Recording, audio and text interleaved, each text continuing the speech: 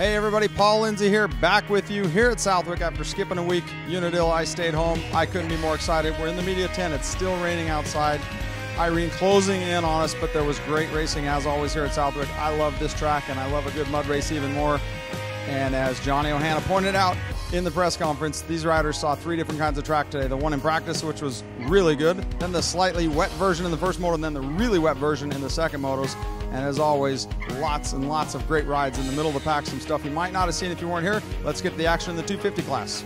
Okay, up first in the 250 class, the Flying Frenchman, defending MX2 world champ Marvin Musquin, having a rough season, had a great race to start things out at Hinktown, got injured. You all know he's been wanting to be back up there in front, had a tough race at Washougal, had a tough race at Unadilla.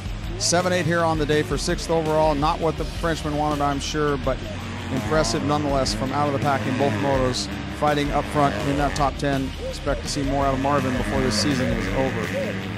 Up next, Alex Martin. I'm sure I'll get a hard time for this one. 10-3 on the day. You're going to say that's not under the radar, but that 10th in the first moto, very hard fought 10th place after falling back to 15th.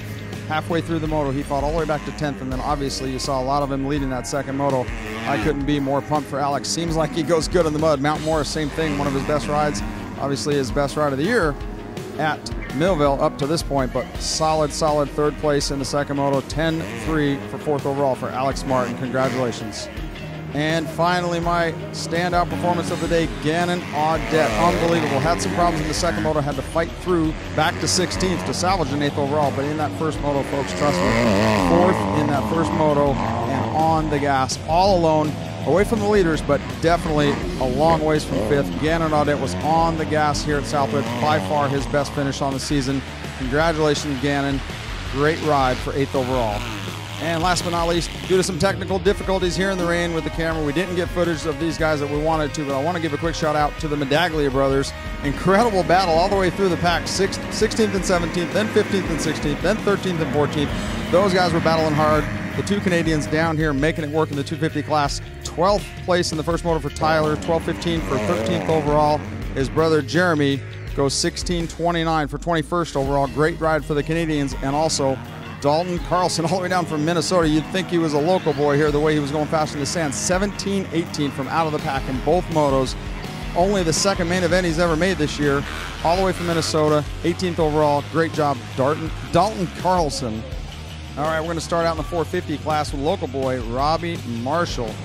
10-34, unfortunately tough luck in the second moto, only able to muster 14th overall, but that 10th place in the first moto was from way back, near last off the start of the first lap, fought all the way up to 10th. It's always impressive when a local boy gets out front and leads here for a while, but it's even more impressive to me when one can come from out of the pack and run top 10 in this stacked 450 field. Great ride, Robbie Marshall.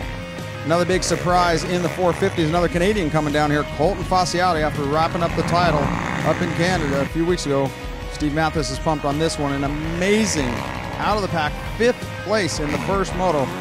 Riders might have had problems, but trust me, Colton Paciotti was on the gas, passing guys like crazy all the way up to 5th. A little bit of problem in the second moto, had to pull off, crashed twice. Still 11th overall. Great ride, Colton. Next up, the number 11 MotoConcept Yamaha of Kyle Chisholm. Had some incredible rides in Supercross, got hurt, started the outdoors not the way he wanted, got hurt again, came back. This is his best ride of the season so far outdoors, believe it or not. 11-10 on the day for 10th overall. Welcome back, Kyle Chisholm, great sand rider from Florida. Up next, the 44 fill-in rider on the JGR Yamaha team, Les Smith. 8-9, by far his best finish of the year. Looked very solid, both motos in the sand. Obviously very comfortable on that Yamaha 450. Congratulations, Les.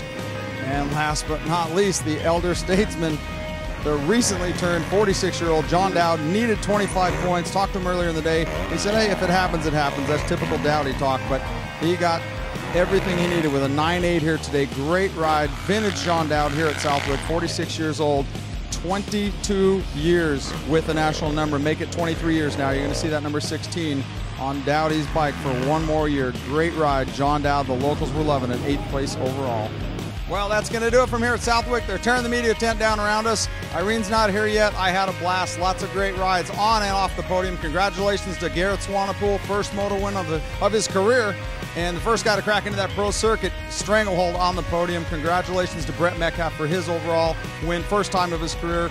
Great race here all the way through the pack. I had a blast. I'm Paul Lindsey. 2 rounds to go. I'll see you next week at Steel City.